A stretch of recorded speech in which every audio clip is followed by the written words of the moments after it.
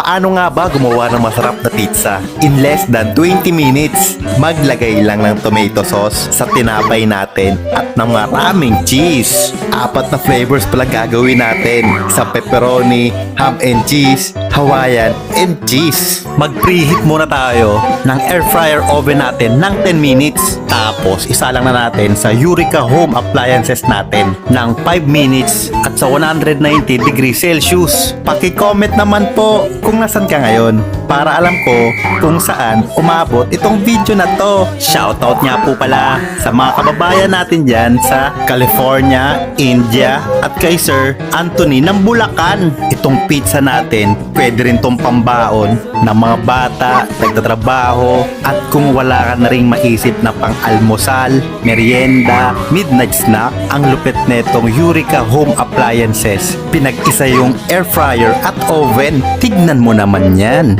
Ang ganda ng pagkaluto. At kung meron din po kayong malapit na ma-expert na tinapay dyan, pwede nyo rin pong gawing pizza katulad neto at tikman na natin. Ang sarap netong Hawaiian. Pwedeng ipang baon sa school.